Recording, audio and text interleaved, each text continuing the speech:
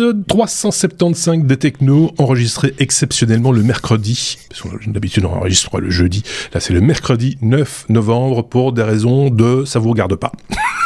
Voilà, disponibilité d'agenda. Ouais, c'est ça, c'est l'agenda qui est fait que voilà, quelqu'un s'est trompé, a sauté une page à un moment donné, ça peut arriver, mais c'est pas grave. Puisqu'on va retrouver Thierry d'un côté en direct de Suisse et de l'autre. Salut. On retrouve l'un des deux Sébastien en direct de France. Vous allez bien tous les deux, ça roule, c'est... Super bien, je suis pas allé me coucher si tôt pour vous, tellement je vous aime. Au taquet. Il était au taquet. Bon, bah écoutez, n'hésitez pas à mettre des pouces vers le haut si vous nous regardez sur YouTube, des étoiles, si vous êtes sur une application de podcast, quelle qu'elle soit, ça nous fait toujours plaisir, évidemment. Soyez bien attentifs à ce qu'on dit, peut-être que vous aurez des questions, peut-être que vous aurez des réflexions à faire, et là les commentaires vous sont ouverts, évidemment, de même que sur notre site lestechno.be. Je pense que ça, c'est dit. Donc on peut directement, si vous le voulez bien, passer à notre abécédaire, puisque c'est une revue de presse et que cette revue de presse, un petit peu particulière, il faut bien le dire, est rythmée au rythme d'un abécédaire qui commence avec la lettre A. Tiens, ça c'est bien. L'histoire d'ARM, Sébastien, c'est tonton Sébastien raconte. Exactement. Tu me voles mon introduction, c'était mon intro. Moi j'étais plus méchant avec moi-même, j'allais dire grand-père Seb. Ah oui, peut-être. Une histoire. En plus de ça, vous ne le voyez peut-être pas, mais avec son écharpe, voilà, son petit... Oui, ça fait un peu... Ses lunettes, machin, etc. Souviens-toi, Tonton c'était un temps lointain. La saison s'y prête aussi, venez, rassemblez-vous autour du feu, écoutez les histoires du vieux chaman. Non, mais je suis tombé sur cet article d'Ars Technica, vous savez que j'aime bien Ars Technica comme site web, qui raconte l'histoire de l'ARM, et j'ai découvert un truc fou, comment la BBC a créé ou aidé à créer ARM. Quel est le lien entre ARM et la BBC? On parle bien de la BBC, le British Broadcasting Corporation, la radio et télé publique anglaise, et cette histoire est fascinante, et on l'aurait écrit dans une série Netflix, je l'aurais pas cru, mais pourtant c'est la réalité. J'espère vous apprendre quelque chose aujourd'hui. Retour en 1980. La BBC et le gouvernement anglais à l'époque veulent combler le trou perçu dans l'éducation des jeunes anglais et les initier à l'informatique et à la micro-informatique en particulier. Et donc, sponsorisé par le gouvernement anglais, la BBC décide de lancer une série télé d'une demi-heure, en hebdomadaire si je ne me trompe pas, pour initier les gens à l'informatique, à la micro-informatique. C'est quoi l'informatique? À quoi ça peut servir? C'est quoi la programmation, etc. Et pour supporter cette série-là, pour pouvoir être appliquée, pas simplement regardée, pour que les gens soient acteurs également, ils décident de vendre un ordinateur, un micro, comme ça se faisait à l'époque, dans les années 80, et ils se sont tournés vers plusieurs fabricants avant de trouver le bon. Ils ont essayé Sinclair, évidemment, qui faisait les ZX Spectrum à l'époque, qui était une société anglaise, mais les requirements qu'ils avaient, les exigences qu'ils avaient ne correspondaient pas à une machine du marché. Et ils se sont finalement retournés vers une petite start-up de Cambridge, petite ville au nord, j'ai un doute géographique, mais enfin tout près de Londres, où il y a une grande université, beaucoup de start-up, une petite ville donc avec une start-up qui créait des processeurs, qui avait un processeur notamment, et qui les a aidés à construire cette machine faite sur mesure pour l'exigence de la BBC. Il se trouve que cette machine a été un hit, 1,2 million d'exemplaires vendus en Angleterre. J'avais jamais entendu parler de cette machine. Un peu comme le Minitel en France, c'est un truc qui est resté en France. Cette machine-là, elle est restée en Angleterre, elle est jamais sortie. Vient ensuite la deuxième phase, les IBM PC arrivent début des années 80, et cette société anglaise qui s'appelle Acorn, ça veut dire gland, pour la petite histoire, décide de créer une machine un peu plus puissante, et donc ils cherchent un CPU pour cette machine. À l'époque, c'était des CPU 16 bits. Ils se sont tournés vers Motorola, qui les a gentiment ignorés. Ils se sont tournés vers Intel, qui les a encore plus ignorés. Ils ont même pas répondu aux demandes de réunion. Et donc ils se sont dit, et pourquoi on créerait pas notre processeur à nous? Et ils ont engagé deux ingénieurs brillants, un homme et une femme, qui ont conçu un CPU from scratch sur base d'un jeu d'instructions réduit, là où Intel et Motorola faisaient des jeux d'instructions complexes, des CISC, Complex Instruction Set Processor, donc avec des centaines d'instructions au niveau du CPU. Eux, pour des questions de simplicité, mais de ressources tout simplement, ils ont décidé de faire des processeurs plus simples, avec moins d'instructions. Et ils sont basés ainsi sur une architecture qui s'appelle RISC, Reduced Instruction Set. Et il se trouve qu'ils ont réussi à créer ce CPU, et qu'ils ont après essayé de le vendre par tous les coups, parce que du coup ils ne faisaient plus leur machine eux-mêmes. Ils ont fait ce CPU, ils ont mis toutes leurs ressources là-dedans, et ils ont essayé de le distribuer. Ils ont d'abord essayé chez différents vendeurs et ça n'a pas marché. Finalement, ils ont trouvé un vendeur qui a fait un CPU. Ils ont même fait un OS spécial pour eux qui s'appelait, je sais plus. Enfin, c'est pas très important parce que ça n'a pas marché. C'était un flop et c'était à l'époque où il y avait Apple avec les Macintosh, il y avait les IBM PC, etc. Donc ils sont passés un peu en deuxième plan.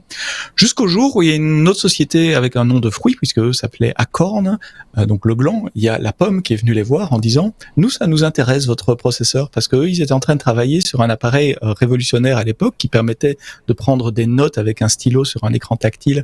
Ces notes se transformaient en texte. Vous vous souvenez peut-être Newton, ils avaient besoin d'un processeur qui ne consomme pas trop d'énergie parce que ils voulaient l'alimenter avec 2 piles AA simplement, deux piles même pas rechargeables à l'époque, c'était des piles à changer. Et donc Apple a choisi sa société et ce processeur ARM. ARM à l'époque c'était Acorn RISC.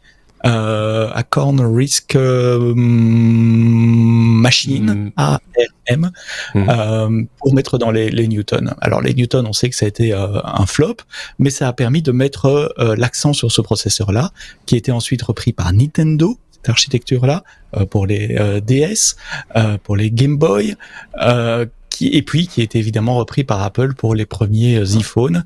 Maintenant, l'architecture ARM elle-même, on estime à 130 milliards d'appareils sur Terre qui utilisent un processeur ARM.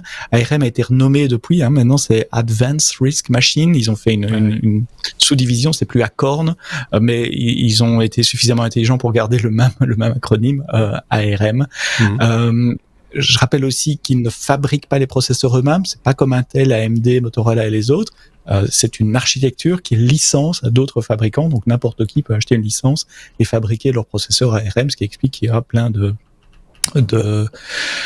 processeurs ARM dans la nature. Mon Mac ici sur ma table a un processeur ARM, mais l'architecture ARM, c'est de l'Apple Silicon. Il y a des tas d'autres choses dans ce processeur, notamment des processeurs de crypto, d'intelligence artificielle et d'autres. Mais voilà pour la petite histoire, comment la BBC a aidé à financer cette start-up au début, et cette start-up qui a amené les processeurs ARM sur une architecture RISC. J'en suis tombé de ma chaise quand j'ai lu cet article sur la BBC. Le lien est dans les notes du podcast aussi, allez regarder ça. Il y a tout un deuxième volet, mais j'ai peur d'être trop long, sur pourquoi le RISC, et c'est quoi RISC par rapport à CISC, mais peut-être que je peux faire ça dans un autre épisode de Les Technos. C'est RISC OS, l'OS initialement créé. Il s'appelait tout simplement par le même nom. Voilà. Par le même nom. RISC OS, merci. Voilà. RISC OS, voilà. On en apprend des choses. On apprend plein de trucs. On peut s'arrêter là parce qu'on a déjà appris. Oui, en 8 minutes, on a appris une quantité de choses phénoménales. Une méchante claque. C'est une méchante. Ceci étant dit, moi je me rappelle qu'on en avait parlé de l'implication de la BBC dans ce qui était l'outil informatique de manière générale. Il y a quelques années de cela, dans les technos, on avait parlé d'un kit. Je pense que tu étais là effectivement, d'un kit qui a été commercialisé, en tout cas distribué. Je sais même pas si au départ c'était commercialisé par la BBC chez les jeunes, qui s'appelait Microbit, si je ne dis pas de bêtises, et qui était basé, je me demande si c'est pas sur un Arduino ou un kit un petit peu de ce genre-là. En tout cas, c'était très ludique, destiné à sensibiliser les plus jeunes à l'outil informatique et à la programmation. Et je me demande si c'est pas il y a 4 ou 5 ans, quelque chose comme ça. J'ai peur de dire une bêtise. C'est fou. Donc c'était la BBC donc avait sorti non, c'était sur base d'un Raspberry Pi, pardon. Oui, ça c'était beaucoup plus tard.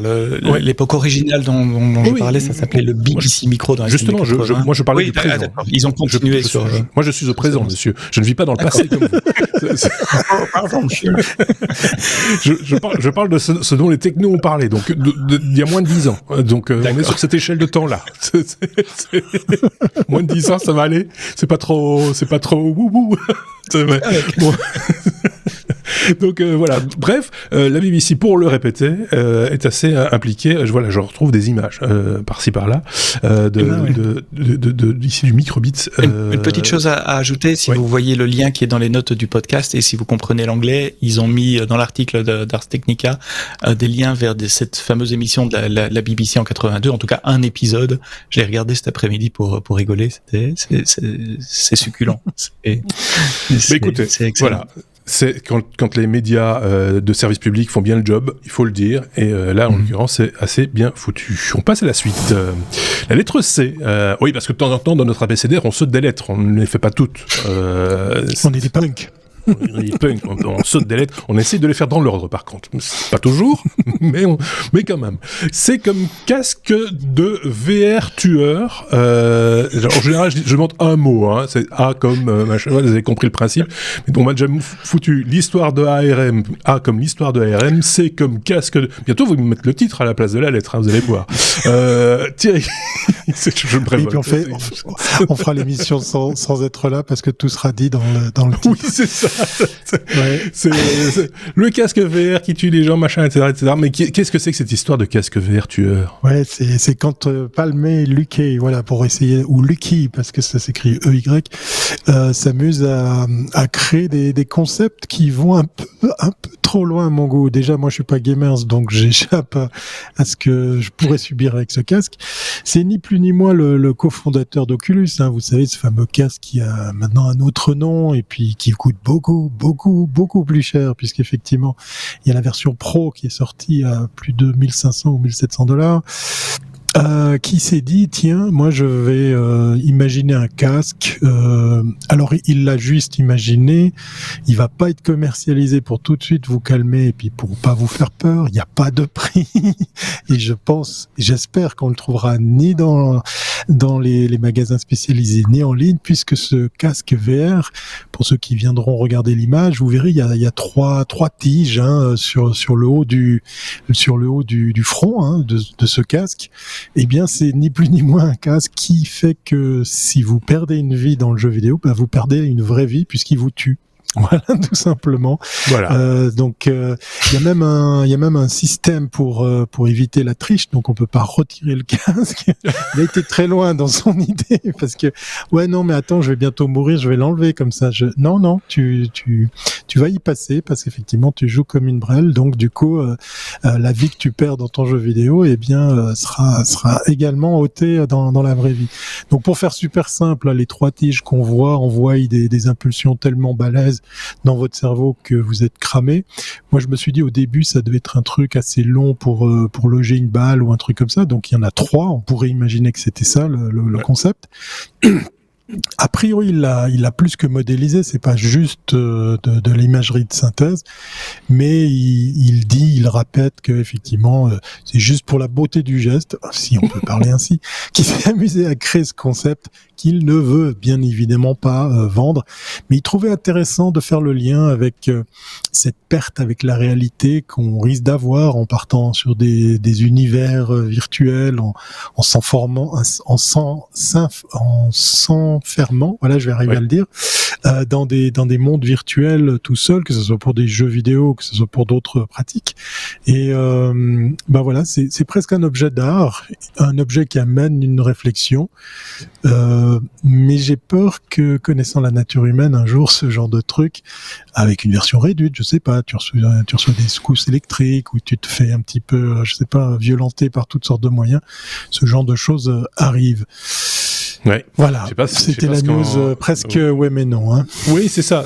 On n'est pas loin de ce qu'on appelle chez nous un oui mais non, qui est en général la lettre W, hein, comme oui mais non, c'est ça. Et qui est en fait une information improbable, technologique certes, mais improbable. Ici, oui, ça fait double ou improbable, mais technologique certes. Qu'en pense Sébastien, qui avait lu aussi l'info, qui avait un peu débunké le truc en disant non, c'est une blague, machin, etc. Et finalement, voilà. Ah ouais, je comptais la mettre dans la conduite aussi, mais ou dans le bonus, et puis Thierry a fait un peu la conduite avant moi, donc je te l'ai laissé. Si c'est un objet philosophique, c'est bien, ça fait réfléchir, ça fait discuter. La preuve, on en parle pendant 10 minutes ici. Tout à fait, ouais. Moi, ça me rappelle Black Mirror. Je reviens toujours à ça. J'adore cette série sur Netflix, qui est une série de science-fiction, enfin d'anticipation de quelque chose qui pourrait se passer dans le futur, mais suffisamment réel pour dire que ça pourrait être là.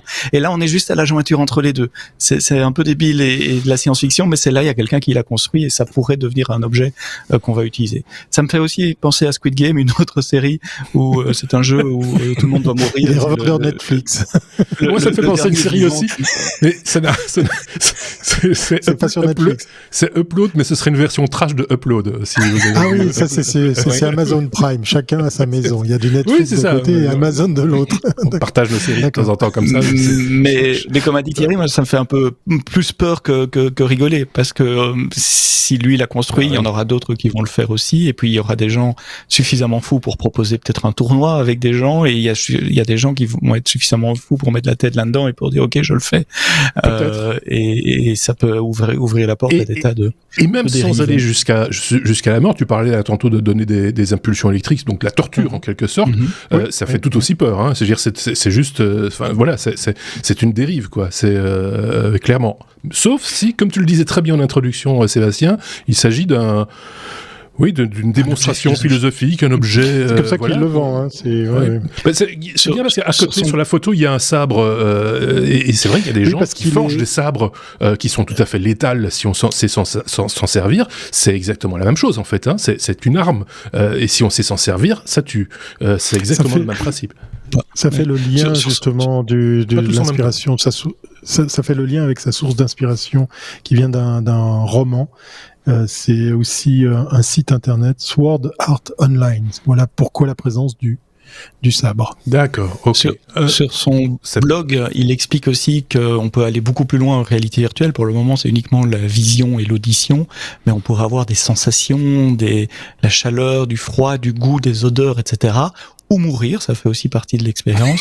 Il a commencé avec le plus facile, il dit, c'est vous tuer, mais qui travaille sur les autres idées au niveau goût, odeur et sensations diverses également.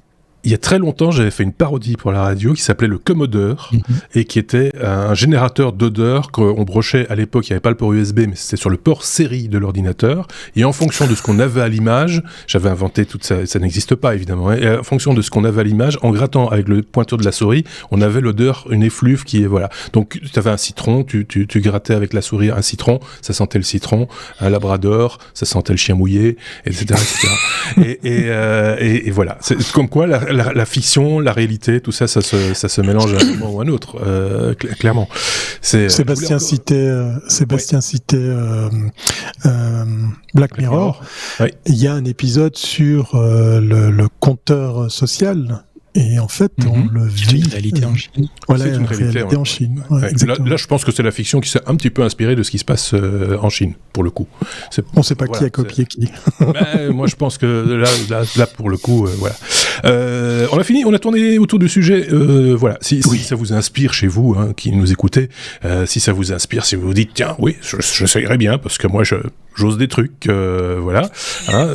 Un influenceur, par exemple, tu vois, ceux qui se baladent sur les tours, les gratte-ciel, et qui se mettent en équilibre juste pour faire une photo, un selfie à la con, et qui, pour certains, se tuent, hein, faut être clair. Bah, ça peut peut-être leur donner des idées. Par exemple. Bon, allez, on passe à la suite. C'est encore comme Chine cette fois. Sébastien, on parle de la Chine qui laisse tomber ses fusées. Hop, il est tout payé. Ouais, quelle est la caractéristique des fusées chinoises ? C'est que le retour sur Terre, en tout cas les parties qui ne restent pas dans l'espace, sont tout à fait incontrôlées. Et ils sont pas incontrôlées par une erreur, un bug, un hack ou quoi. Non, c'est par conception. C'est conçu comme ça. On lance, on large la charge utile en orbite, et puis le propulseur redescend et redescend c'est très con. Là où il peut arriver. Ils s'en foutent, je crois. Non, mais t'as vu la taille de ce pays, ils ont quand même proportionnellement plus de chances de se le prendre sur la tronche que le Liechtenstein, quoi. C'est idiot. Statistiquement.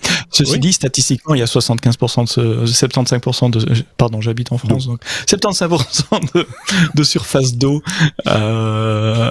Donc c'est 3 chances sur 4 quand même de retomber dans l'eau. Donc qu'est-ce qui s'est passé? Soyons factuels. Oui. 31 octobre, la Chine lance une fusée de 22 tonnes chargée de mettre en orbite un module de la station spatiale chinoise qui s'appelle Tiangong. Ce qu'il fait, et on estime à un déchet entre guillemets de 5 à 9 tonnes qui doit retomber sur Terre, comme le font toutes les fusées une fois qu'elles ont servi. Sauf que là, je répète, ça n'est pas contrôlé. Et donc ces débris ont survolé différentes zones relativement bien habitées. On a d'abord pensé que ça allait tomber au Mexique, et puis on a pensé que ça pourrait tomber en Europe. Et la zone couverte était quand même de l'Espagne au nord de l'Afrique. Le sud de la France a été concerné à un moment aussi, au point tel que l'Agence spatiale européenne a fait une recommandation d'arrêter les vols commerciaux d'avions. Et donc, il y a eu plusieurs aéroports fermés en France, en Espagne, en Afrique du Nord, et entre les deux, en Corse, etc., pendant plus d'une heure, c'était vendredi passé, le 4 novembre de tête, le vendredi, 4 novembre au matin, entre 9h30 et 10h30. Donc c'était quand même une menace relativement sérieuse. Finalement, tous les calculs, les estimations étaient faux, puisqu'il est tombé dans le Pacifique. Statistiquement, j'aurais dit que c'était là que ça allait tomber aussi. Et les Chinois qui disent, vous avez vu? On vous l'avait dit. Il y a déjà, attention, il y a déjà des photos, de pièces qui sont tombées sur des habitations. Il y a des morceaux qui sont pas tombés dans l'eau. Ouais. Ça commence à buzzer un peu sur les réseaux. Où effectivement on voit des pièces arriver sur des habitations. Apparemment qui sont accidentelles, parce que les autres pays ont quand même des systèmes de contrôle et d'orientation ou des calculs pour s'assurer que ces morceaux retombent dans l'eau. Il y a juste la Chine qui le fait pas, et on se demande pendant combien de temps ça peut continuer avant qu'il y ait un accident, un vrai accident. Oui, un vrai, pas juste un accident un peu contrôlé, par contre. genre, c'est dommage, c'est tombé sur tel pays. Oui, non, enfin, je trouve ça quand même très léger. Ils ont terminé de la construction de leur villa, enfin c'est une nouvelle villa. Il y aura plus. C'est voilà, la piscine est installée, tout le bazar, etc. 3 modules. Hammam, jacuzzi, sauna. Hammam, jacuzzi, sauna. Voilà, mais bon. Non, on va être sérieux 2 secondes. C'est évidemment pas fort malin ce genre d'initiative, mais c'est vrai que je le lisais dans un article il y a pas tellement longtemps. Toutes les règles qui ont été édictées au départ par les États-Unis, parce que c'était les seuls avec les Russes, avec l'époque soviétique, à aller dans l'espace. Donc, c'était assez facile de se mettre d'accord sur des règles établies en disant, ben voilà, on va faire ça comme ça, proprement, machin, etc. Mais ici, les nouveaux arrivants qui lancent des fusées dans l'espace, je pense à l'Inde par exemple, parce qu'il n'y a pas que la Chine. Voilà, ils viennent maintenant en disant, écoutez, vos règles, nous on s'en fout, on fait comme on veut. C'est un peu ça, quoi. Donc, il va falloir être vigilant de ce côté-là aussi. Il faut vraiment avoir les yeux partout. Je vous jure, c'est pas simple ces temps-ci. Allez, on est à la lettre C. Encore. Non, c'est une erreur parce que c'est comme espionnage, ça correspond. Ben oui, c'est ça. Voilà, c'est ma faute, c'est ma très grande faute. C'est les Suisses, ils mettent tout dans la même lettre. C'est leur façon de compter aussi les sous. C'est pareil. C'est espionnage, Thierry. Quand nos politiques suisses se font hacker. Voilà, c'est comme espionnage, vous l'aurez compris, c'était un E. Oui, effectivement. C'est du espionnage, exactement. Ça y est, c'est un rapport qui est sorti un peu tardivement parce qu'on parle quand même d'attaques qui ont vu le jour ou qui ont en tout cas été remarquées vers le mois de mai de cette année. Alors vous me direz, mois de mai, novembre, ça va, c'est pas encore très très lointain dans l'agenda, mais sauf que ça fait moins rire puisque il y a plusieurs aspects assez fous dans cette attaque d'espionnage. Il y a non seulement des Suisses qui sont visés, donc là je vous parle de 2 conseils fédéraux. Notre système politique fonctionne avec 7 sages, 7 conseillers fédéraux qui sont censés représenter les différents partis politiques. On a un président de la Confédération, mais c'est un titre honorifique, ça n'a rien à voir avec celui que vous avez en France par exemple. Et donc du coup, deux d'entre eux, Monsieur Berset et Monsieur Cassis, ont fait l'objet effectivement d'espionnage. On parle de hacking, on parle de phishing, on parle de plusieurs techniques sur lesquelles effectivement, eh bien, il y a un lien qui est fait avec le fait que toutes les personnes concernées, parce que ça concerne malheureusement pas que les Suisses, pas que ces deux conseillers fédéraux, ça concerne des gens du monde du sport, de la politique, des journalistes, c'est tous ceux et celles qui ont critiqué, tenez-vous bien, eh bien, le Qatar, voilà. Mais le plus drôle dans l'histoire, c'est qu'en fait, ce sont des hackers indiens qui ont été mandatés pour orchestrer toutes ces attaques. Alors c'est une armada d'outils et puis j'ai envie de dire, moi en tant qu'observateur externe, mai à novembre, ben c'est assez court parce que généralement c'est beaucoup plus tard qu'on voit ce genre de choses puisque comme vous le savez les outils n'arrêtent pas d'évoluer, n'arrêtent pas de changer. Et puis on a une autre particularité dans ce qui a été constaté, c'est que il y a a priori un bureau à Londres et un bureau en Suisse qui sont les commanditaires de ces attaques. Et puis certains ont investigué. Il y a le Sunday Times qui a fait une belle enquête, qui a réussi à se faire passer pour des enquêteurs, eux qui étaient journalistes. Non, ils se sont fait passer carrément pour des hackers et ils ont réussi à infiltrer un petit peu tout ça pour après trouver le fin mot de l'histoire. Alors non seulement, bien sûr, le Qatar, au travers des avocats, ont nié l'affaire, mais le plus drôle, c'est qu'effectivement, le bureau de Londres et le bureau de Suisse sont des réalités. Donc, on se retrouve à avoir même des Suisses qui sont impliqués dans cette affaire du côté des commanditaires. Tout ça m'amène à une petite conclusion en forme de pub pour des collègues qui font aussi un podcast. Il vous faut écouter un des épisodes de nos copains les éclaireurs du net, puisqu'ils ont invité une sommité. J'ai été épaté par cette dame dont j'ai totalement oublié le nom, mais je vous le retrouve pour l'émission, qui explique un truc, c'est ce qu'il faut retenir de sa longue explication, c'est que les cyberattaques ou les opérations de hacking comme ça se préparent des mois, voire des années à l'avance. Ouais. C'est vraiment un travail de fond monumental. Elle a su vulgariser, expliquer tout ça. Et puis l'autre chose qui fait un petit peu froid dans le dos, eh bien, c'est que pour elle, il n'y a pas de doute. Très souvent, ces attaques sont les bras armés, les bras longs de certains États, parce qu'il n'y a personne qui peut se payer de telles opérations assez conséquentes. On parle là d'une centaine de personnes qui ont été hackées, et donc je vous parle pas que de nos deux conseillers nationaux confédérés, parce qu'effectivement, comme je vous le disais, il y a des journalistes, il y a des sportifs, il y a plein de nationalités qui sont touchées par cette grosse opération qui a priori a vu le jour cette année. Michel Platini, l'ancien président. Michel Platini, voilà, est dans la liste. Par exemple, Seth Blatter également, le patron de la FIFA à l'époque. Oui, non, c'est assez impressionnant, effectivement. C'est les éclaireurs du numérique, pas du net. Les éclaireurs du numérique, voilà, juste. Et la madame s'appelle Asma Malla, enseignante à Sciences Po Paris et Polytechnique. Super pas que je la connaisse, hein, mais j'ai juste été chercher sur Google pendant que tu parlais. C'est gentil, merci beaucoup. Oui, parce qu'il vérifie tout. Parce qu'il s'embête pendant les sujets, alors il vérifie, il google tout le temps, il n'arrête pas de googler. Chaque fois qu'on dit un truc, c'est Qatar, capitale Doha. Doha. Oui, parce que Doha dans le cul, la lettre Q.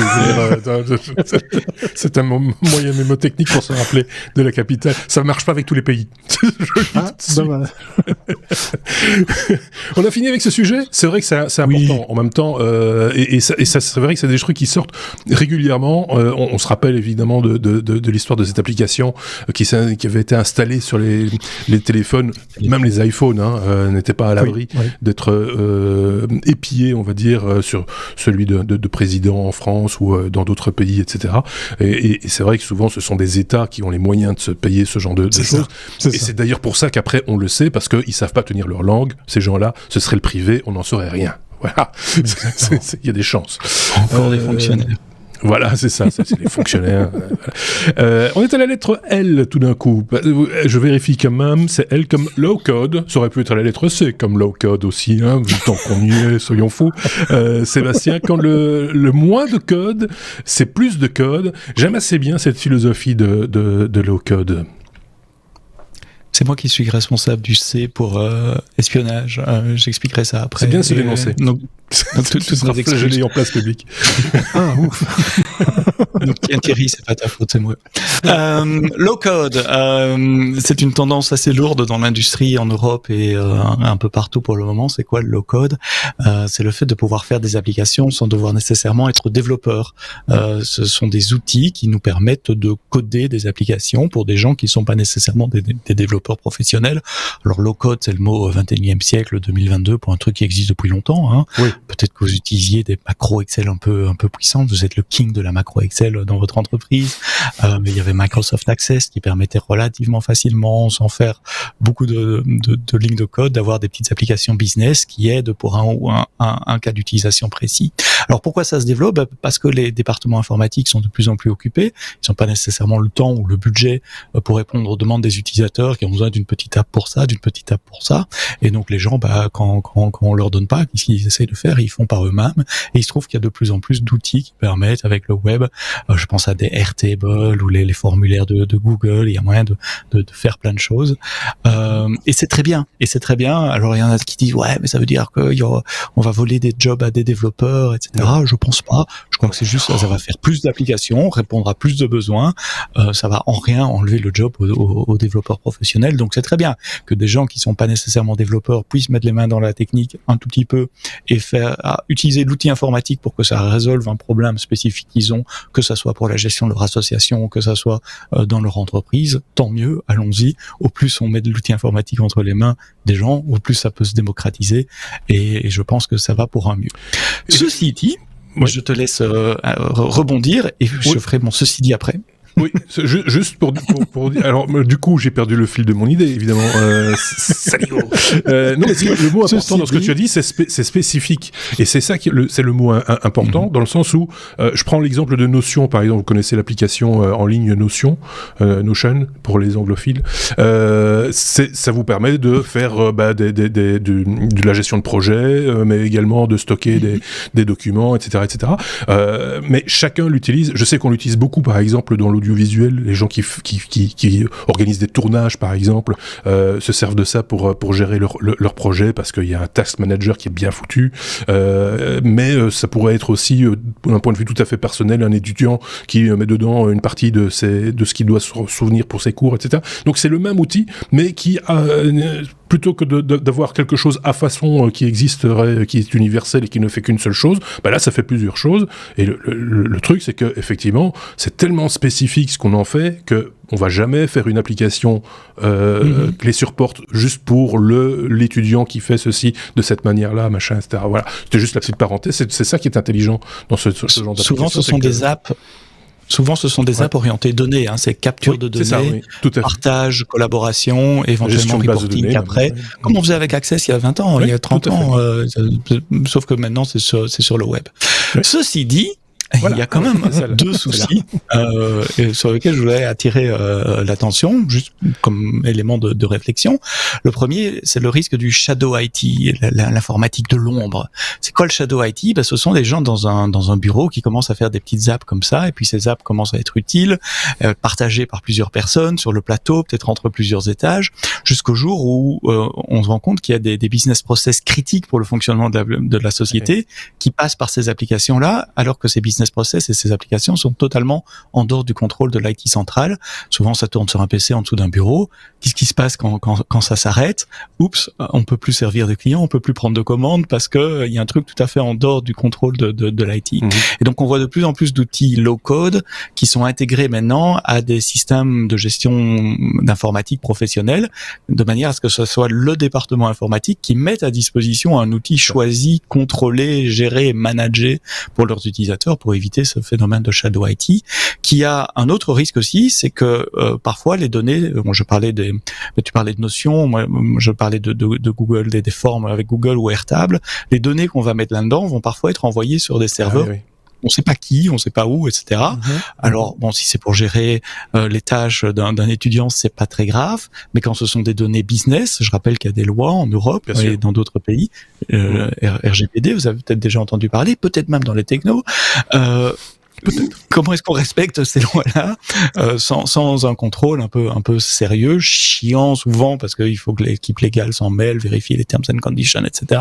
Mais désolé, c'est pour le bien de tout le monde. Il faut que les entreprises respectent les lois au risque d'avoir des sanctions. Donc il y a deux risques quand même avec les outils low-code, c'est le self-adoption, l'adoption spontanée qui amène le shadow IT. J'essaie d'éviter les anglicismes, mes parents, et la problématique de gestion de données et de respect des règles de conformité pour la gestion des données.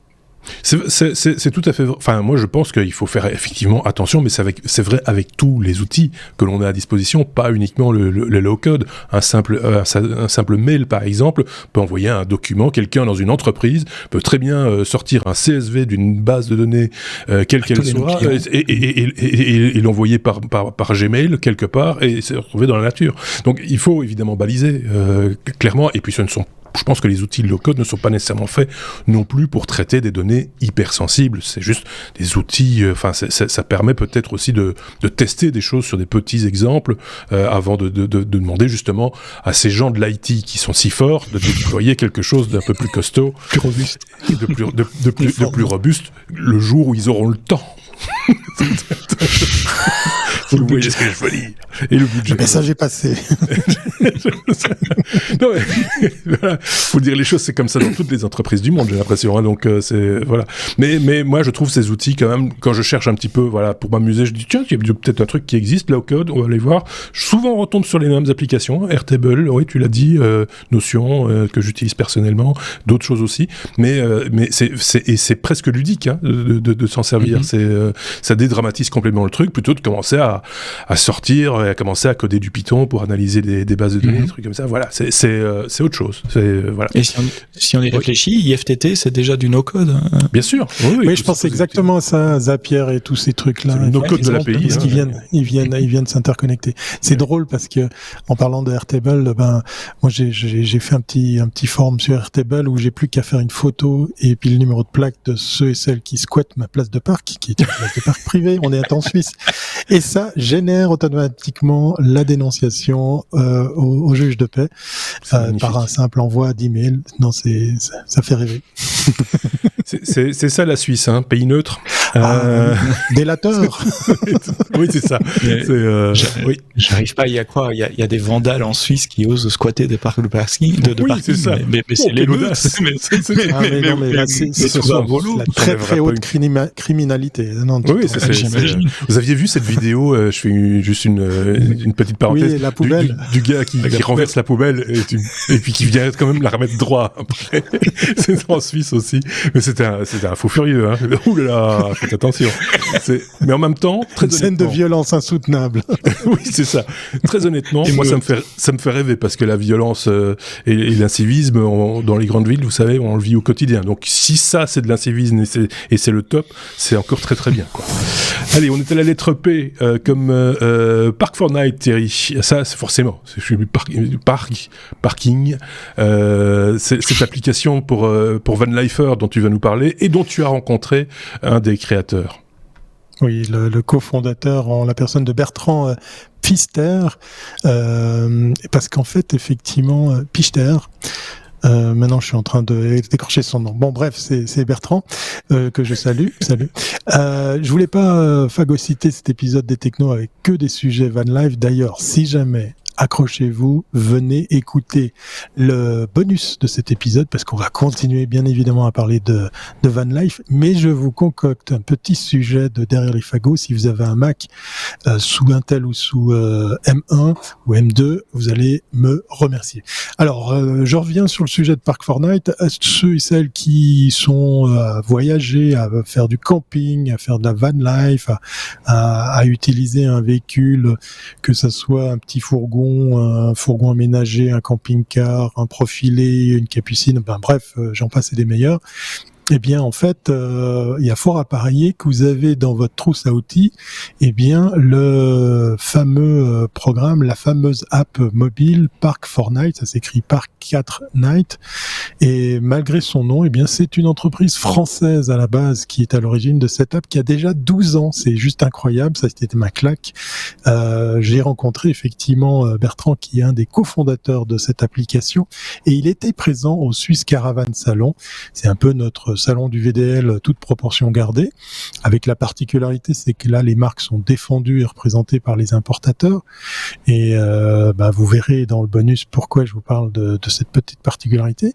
Et Bertrand m'a parlé de la naissance de cette application et je sais que Marc, toi tu es aussi intéressé par la van life et puis que peut-être tu as vu passer de part et d'autre des van lifers doublé de youtubeurs qui commencent à taper sur le dos de cette app parce qu'en gros que celle-là toutes on les fait apps, n'importe oui voilà mais ça a été la première qui a été citée puis qui est souvent montrée du doigt puisque c'est la plus ancienne en fait pour la petite histoire c'est la première. Alors, ce qu'on lui reproche en fait à cette application, c'est un petit peu le problème, c'est la wesification du spot. Hein, le spot, c'est l'endroit idéal pour se poser, pour avoir un joli coucher de soleil en s'endormant et un joli lever de soleil en se réveillant. Non, c'est juste pas possible. Mais en tout cas, un joli coin, on va dire ça comme ça, et que donc tout le monde se retrouve dans les jolis coins parce que les gens se les partagent via ce type d'application, ce qui est complètement brouillon, et puis il y a des excès parce qu'il y a ceux qui se comportent mal, qui font n'importe quoi, qui s'agglutinent sur un spot où il y a déjà plus de place, etc. Et puis moi j'avais envie en rencontrant Bertrand de casser un petit peu tout ça parce que j'en ai un peu marre de voir certains van lifers que je citerai pas ici, j'ai pas envie de leur faire la pub, qui gueulent sur cette app. Alors moi je suis allé poser les questions à Bertrand pour savoir comment il se comportait. Déjà on va revenir sur l'app parce qu'on est quand même dans un podcast de technologie. Alors il faut savoir qu'à l'existence première de cette app, il n'était pas nécessaire de s'inscrire pour déposer des spots ou pour simplement les consulter. C'est venu après 2 ans d'existence. Ils se sont dit tiens on va un petit peu driver la chose pour un petit peu éviter les accès. L'autre chose qui est venue très très naturellement, c'est la confirmation, la certification des comptes. Vous verrez quand vous allez vous balader, soit sur le site internet, puisque c'est aussi un site, soit sur l'app, vous verrez des photos qui sont estampillées Park4Night. C'est parce qu'ils font cet exercice d'aller voir si effectivement ça correspond bien à la réalité, les clichés que vous avez partagés pour la découverte d'un spot. Et après sont venus toutes sortes d'aménagements, comme par exemple le dialogue justement avec les communes, avec les régions, avec les pays, puisqu'en fait Park4Night ne concerne pas que la France, pour pouvoir dans l'interview que j'ai faite de Bertrand, il me dit écoute, on a eu l'occasion de discuter avec un parc naturel en France qui nous a dit écoutez, c'est très bien votre app, mais on vous conseille de pas référencer ce spot, mais plutôt celui-là parce qu'il est plus adapté, parce qu'il est moins problématique, parce qu'il est plus grand, parce qu'il est ci, il est ça. Et donc, on s'est aperçu, lors de la rencontre de ce cofondateur, qu'en fait, il y avait un dialogue, effectivement, pour l'aménagement de l'app, pour que, par exemple, des spots qui deviennent carrément critiques, ou alors la commune qui dit, non, ça correspond plus à la réalité, où on ne peut plus accueillir du monde, mais ils vont jusqu'à ôter, justement, ces références de l'application, puisqu'ils sont toujours à l'écoute de ces lieux, de ces communes, de ces régions. D'ailleurs, Bertrand, le cofondateur, dont je ne connais pas le nom de famille, le dit lui-même à un moment donné. Il dit, moi, il y a des choses, il utilise l'app, mais il y a des endroits qu'il ne partage pas via sa propre application. C'était la question piège que je voulais lui dire. Et il a dit, mais même sur Insta ou d'autres applications, on doit se garder des spots à nous. Ouais. Moi, je suis partisan aussi du fait qu'il faut aussi accepter de se perdre. Moi, j'aime bien faire ça. J'ai 2 méthodes. Soit je pars à l'aventure, je me perds, et puis je regarde un peu avec Google Maps la cartographie d'un lieu, un cul-de-sac par exemple, ça marche très bien. Ou alors, il y a la version high-tech, s'il fait encore jour, t'envoies ton drone, t'examines un petit peu les parages, c'est vrai. Et puis tu te trouves comme ça un spot qui est pas du tout référencé, et puis que tu vas bien évidemment pas référencer non plus sur les apps. Voilà. Ce qui est bien aussi, c'est qu'ils ont, pour couper l'herbe sous le pied des détracteurs, créé la charte du voyageur responsable. C'est ça. En camping-car, fourgon ménager, van, etc., etc. Comme quoi, il faut vraiment, voilà, c'est intéressant, parce que c'est technologique, c'est une application, mais quand on voit, et quand je parlais de Wazification, c'est tout à fait ça, c'est que ces applications ont toujours des limites. C'est qu'à un moment donné, ça devient une telle popularité que ça déborde. C'est pas fait pour en faire autant. Et donc, il faut à un moment donné placer des limites, des jalons, et ça, c'est avec l'humain qui peut le faire, quoi. Ils étaient présents à Berne pour défendre justement cette charte. Il y a effectivement une sorte de suite, une charte de bonne conduite qu'ils veulent défendre. C'est Bertrand Fichter. Voilà. Désolé Bertrand si j'ai écorché ton nom. Fichter, F-I-C-H-T-E-R.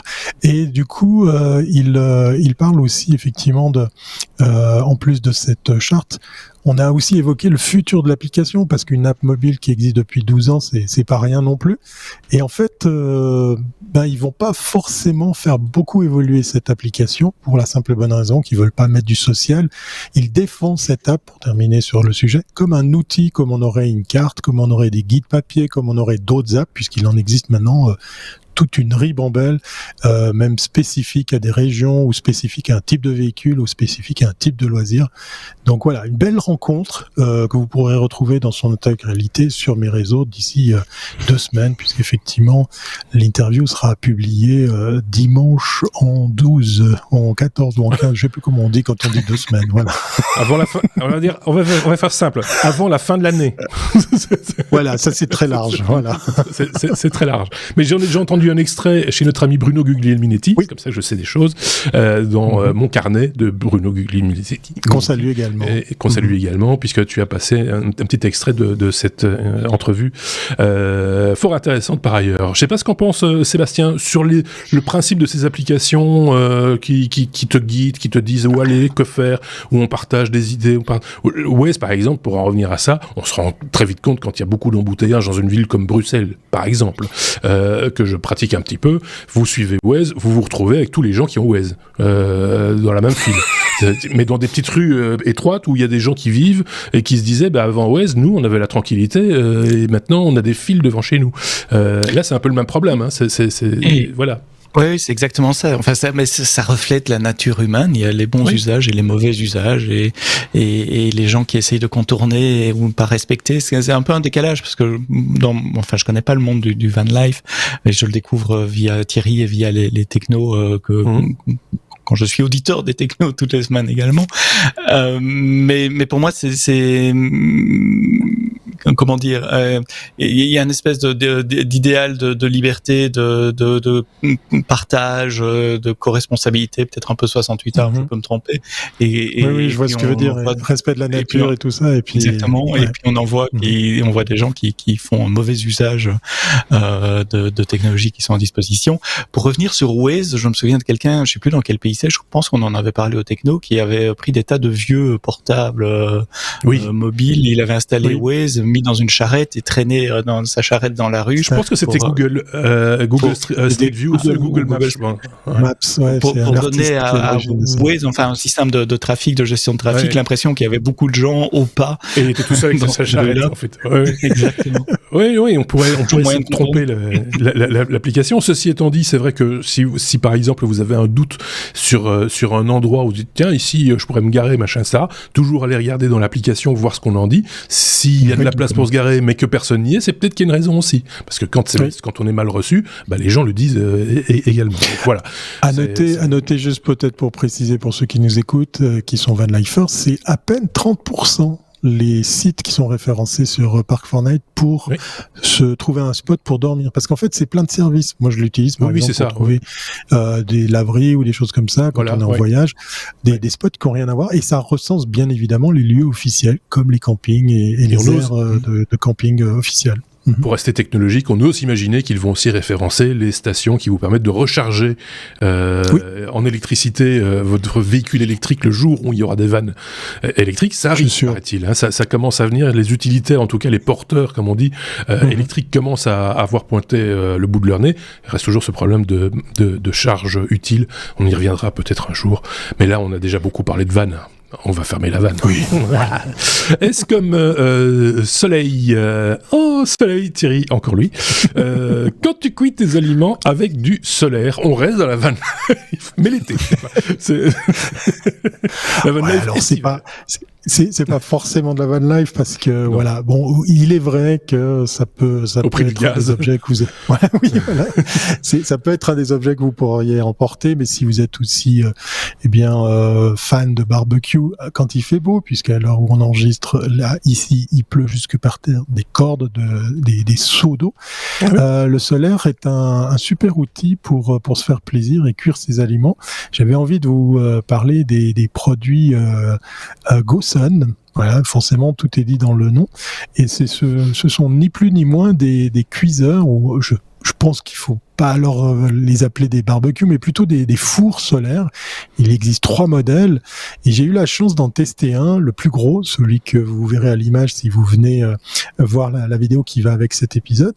Et c'est en fait un cylindre qui s'ouvre avec des parois réfléchissantes. Au centre de cet appareil, il y a un cylindre en verre que vous pouvez toucher, parce qu'en fait, il fait office de séparation thermique, puisqu'à l'intérieur, il y a un tube, lui, foncé, qui va capter la concentration des faisceaux du soleil. Il y a un truc qui est génial, il y a une petite bulle sur le dessus pour orienter la direction et l'inclinaison du soleil. Et à l'intérieur de ce tube, il y a un tiroir semi-sphérique, semi-cylindrique qui vient se glisser dedans avec des petits bacs en silicone qui résistent très bien à la chaleur. Et ça va très vite, c'est assez bluffant de voir combien la température monte. Et le plus gros des modèles, il marche même la nuit. Mais vous allez me dire, mais Thierry, t'as bu parce que la nuit, il n'y a pas de soleil. En fait, le plus gros modèle est équipé d'une prise pour un accumulateur ou une batterie, pour parler plus français. Et donc, vous pourrez vous en servir soit pour faire du préchauffage, soit pour carrément cuire vos aliments de façon très lente, bien évidemment, même avec l'électricité, mais c'est très efficace. Et j'ai eu la chance, effectivement, grâce à la maison Red Dolphin, qui me donne pas d'argent, je suis pas en train de faire de la pub, c'est un ami qui représente ses produits ici, voilà, exactement. On a eu la chance de, oui, exactement. On a eu la chance de s'amuser à cuisiner. Alors il faut être patient, on s'est fait un petit plat, on s'est fait du riz, des légumes et puis une petite purée de fruits cuites comme ça. Ça a pris une bonne heure et demie. C'était excellent, c'était succulent parce qu'en plus, ce qui est génial avec cet appareil, c'est que vous ne pouvez rien cramer parce qu'en fait, vous alignez l'appareil, enfin le cylindre, le GoSun face au soleil. Donc de temps en temps, il faut un petit peu tourner la chose et tout. Et puis, voilà, vous êtes obligé de faire durer l'apéritif pendant que vos aliments cuisent tranquillement. Le cylindre qui est à l'intérieur peut aussi lui pivoter sur lui-même pour suivre l'inclinaison, parce que peut-être qu'il faudra carrément incliner encore plus les deux réflecteurs. Donc le tout, c'est bête comme chou, ça se transporte dans une petite housse et c'est diablement efficace. Et j'ai beaucoup aimé jusqu'à 288 degrés Celsius. Oui. C'est assez impressionnant. C'est bluffant. On voyait quand on sortait les aliments, on voyait un petit peu le fumet qui sortait comme ça. C'était magique. Il y a différents modèles. Il y a 3 modèles. Ils sont tous capables de monter jusqu'à 288 degrés, on imagine. Pas dans certaines conditions d'ensoleillement, je pense. Mais les temps de cuisson divergent. Sont divers. Parce qu'en fonction aussi, j'imagine, vu ce moment le truc vu la taille aussi. Vu la taille. Alors, entre le fusion, c'est 60 minutes. Le sport, comme il s'appelle, c'est 20 minutes. Et le go, c'est entre 20 et 45 minutes de cuisson. C'est le fusion qu'on a testé qui est capable le nombre de portions. D'accepter aussi une plus grande quantité de nourriture et puis qui est équipé d'une prise 12 volts pour pouvoir la brancher sur vos batteries, soit celle de GoSun, soit si vous avez un battery pack ou une source d'énergie. On n'est pas sur du 220 ou des choses comme ça. Et je vous assure, c'est vraiment un vrai régal de prendre le temps de cuisiner et puis de simplement, pour la petite anecdote, on était en montagne à s'amuser à faire ça.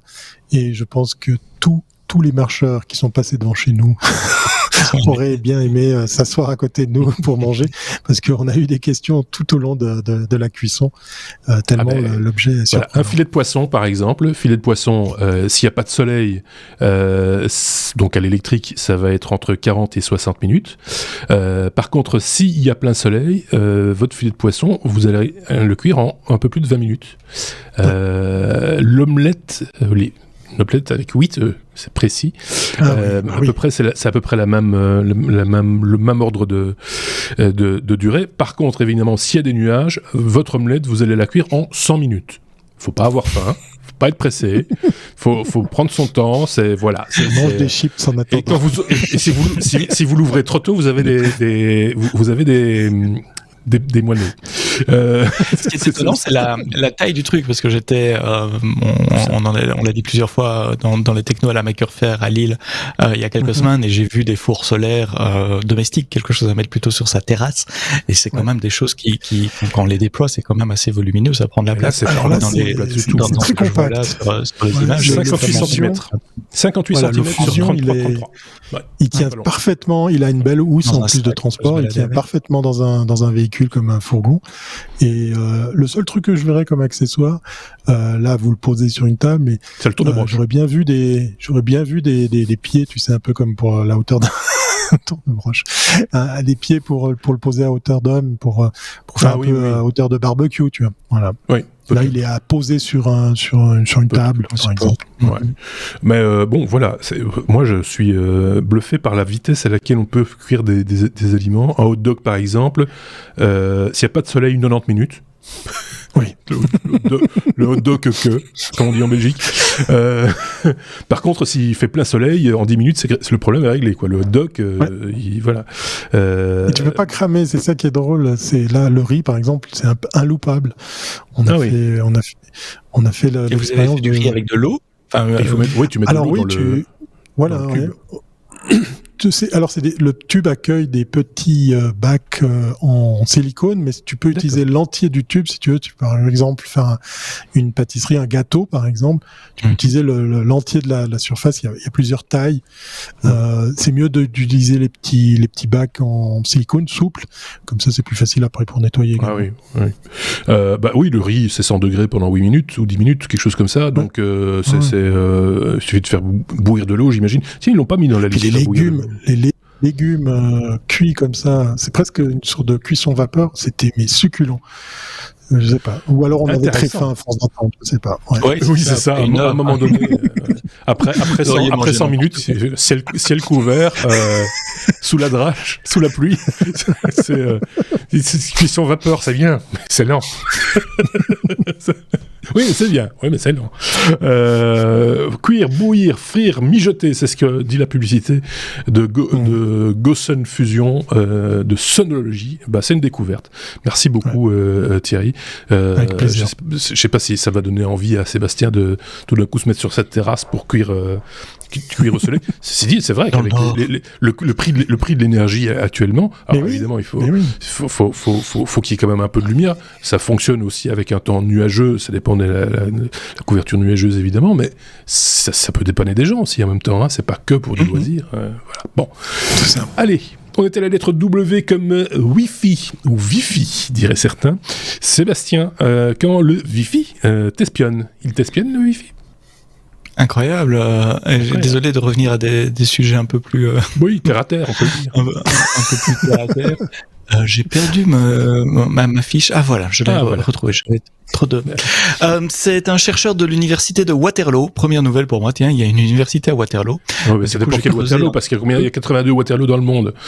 Exactement. C'est pas le Waterloo auquel je pense, au sud de Bruxelles, où il y a eu la célèbre bataille. Celui-là, il est au Canada, dans la province d'Ontario. J'étais regardé sur une carte où c'est, donc c'est un peu au sud-ouest de Toronto, entre Toronto et les Grands Lacs et Chicago. Donc ça parle anglais par là.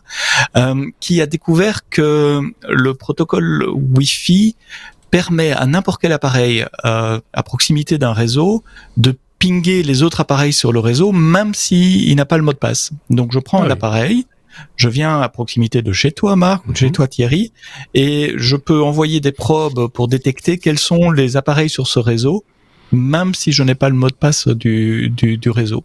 Et donc, en calculant la latence, donc le temps entre le moment du ping et le moment du retour, et en faisant de la triangularisation, en prenant la mesure à différents endroits, on peut estimer la distance de l'appareil, et en fonction des caractéristiques des paquets qui reviennent, on peut même deviner quel type d'appareil c'est. Est-ce que c'est une caméra, un ordinateur, un téléphone, une watch, etc. Et donc ce qu'ils ont fait, c'est ils ont mis leur petit appareil qui envoie ses probes Wi-Fi sur un drone, et simplement en se baladant avec le drone, puisqu'il faut se balader, il faut la triangularisation, c'est pas facile à prononcer. En se baladant à l'extérieur d'un bâtiment, ils arrivent à faire une cartographie des devices connectés au Wi-Fi à l'intérieur du bâtiment et dire ce que c'est. Tiens, c'est une caméra de surveillance. Tiens, c'est un ordinateur. Tiens, c'est un portable, sans connaître le mot de passe évidemment. Donc ça ouvre des tas de possibilités intéressantes. L'une d'elles, c'est par exemple monitorer les gens qui sont à l'intérieur, puisque a priori on a son téléphone portable sur soi. On pourrait imaginer de garder, ou des Apple Watch, on pourrait savoir où sont les gardes de sécurité ou quand est-ce qu'ils s'en vont de leur poste, pour pouvoir planifier une intrusion à un moment spécifique. On pourrait détecter quels sont les appareils de surveillance, où est-ce qu'ils sont placés dans les pièces. Précision du bidule, c'est 1,2 mètres, donc c'est relativement précis, suffisamment pour savoir si on est dans une pièce et même à gauche ou à droite d'une pièce. C'est un projet de recherche, évidemment, c'est pas commercialisé, mais enfin ça montre la possibilité de la chose. C'est incorrigible, c'est unpatchable, parce que c'est le protocole Wi-Fi qui est conçu comme ça. Il faudrait changer le protocole Wi-Fi, et même si on décide de le faire, ça va prendre des dizaines d'années pour changer tous les appareils. Vous pensez, on n'est même pas encore au Wi-Fi 5, 6, je sais pas quoi. En même temps, au-delà de la localisation, on n'espionne pas ce qui se passe. Non, on capture pas le trafic, c'est juste pour savoir combien de devices et où ils sont. Mais déjà, ça peut donner, dans des scénarios d'attaque industrielle, dans des scénarios d'attaque un peu poussés, on parle pas pour vous et moi à la maison, mais de l'intrusion dans des banques, des systèmes gouvernementaux, etc. Ça, c'est quand même des informations relativement importantes. Une parade serait que dans les firmware des routeurs et des appareils, etc., les fabricants introduisent une petite ligne de code pour mettre un petit délai dans la réponse à ces pings. Quand un appareil demande. Exactement. Si on rajoute un petit délai aléatoire à chaque ping, eh bien, on pourra plus triangulariser et on pourra plus savoir exactement où se trouve le device. On saura toujours combien il y a de devices, mais pas nécessairement où il est. Et je pense que dire trianguler, ça marche aussi. Mais oui, je pensais exactement la même chose. Ça marche moins bien au Scrabble. Ça fait moins de points au Scrabble, on est d'accord. Faire des triangles avec des... Oui, trianguler. Tout ceci fait penser à un projet, je ne sais pas si c'est Orange, mais qui du coup peut servir l'utilisateur, puisqu'en fait ils se sont dit, tous les appareils Wi-Fi qu'on a chez nous peuvent aussi nous aider, parce qu'en fait ils pourraient devenir un système de sécurité, puisque quand on n'est pas là, les ondes, les émissions, les réceptions suivent un chemin qui est plus ou moins connu par rapport à la cartographie de l'appartement. Et si tout d'un coup quelqu'un passe devant ou se déplace dans la pièce, voilà, ça peut être beaucoup moins cher et beaucoup plus efficace qu'un détecteur de présence ou une caméra, puisqu'en fait, il n'y aurait pas grand-chose de plus à dépenser. Mais je sais plus qui est à l'origine de ce projet. C'est Orange, tu as raison. C'est Orange. On en a pas parlé dans les technos. Marc, toi qui es là à chaque épisode. Alors je dors souvent. Alors, je suis navré, c'est dans un autre podcast que j'ai entendu cette information. Voilà. Ah, ou alors on écoute les mêmes podcasts, toi et moi, mais j'en ai entendu parler il y a pas longtemps, effectivement. Exactement. Ils sont en train de faire la promo encore pour un autre podcast. J'attends avec impatience que vous alliez faire la promo pour les technos dans d'autres podcasts, les amis. Non, mais qu'est-ce que c'est que cette histoire ? On aimerait bien se faire inviter. Monsieur Colombin, si tu m'entends. Voilà. Oui, c'est ça. N'hésitez pas à partager cet épisode si ça vous a plu, et même si ça vous a pas plu d'ailleurs, vous pouvez le partager dans vos réseaux, que ce soit Facebook, Twitter, Instagram, soyons fous, ou Mastodon. Je vous rappelle que nous sommes sur Mastodon. Donc vous irez trouver. On n'est pas facile à trouver parce que Mastodon, il faut s'y faire. Il y a une démarche. Il faut le reconnaître. Il y a une démarche. Donc allez sur le site lestechno.be. Tous les liens s'y trouvent. Vous nous trouverez sans aucune difficulté. Si vous voulez nous suivre en vidéo, vous le savez, on est sur YouTube, mais aussi sur Peertube depuis 2 semaines maintenant. Et donc là aussi, vous pouvez sans aucune publicité regarder à votre aise un épisode des technos et même le bonus qui arrive bientôt, parce que c'est comme ça. Il y a toujours des trucs. En plus des trucs à dire, on a été long en plus aujourd'hui, donc il y a encore des choses à dire. Nous, ce qui nous reste à dire, c'est la petite citation du jour. Vous voulez la citation de... On t'écoute. Alors, la petite citation du jour. Pour apprendre quelque chose aux gens, il faut mélanger ce qu'ils connaissent avec ce qu'ils ignorent. pour apprendre quelque chose aux gens, il faut mélanger ce qu'ils connaissent avec ce qu'ils ignorent, ce qui n'est pas idiot, hein, c'est ce qu'on essaie de faire de temps en temps nous aussi. C'est de Pablo Picasso, effectivement. Thierry, tu l'as dit, merci beaucoup à tous les deux. Thierry d'un côté, Sébastien de l'autre. On se retrouve bien vite pour, j'allais dire un autre épisode, ça c'est certain, mais également le bonus de cet épisode 375. À très bientôt. Ciao. Ciao.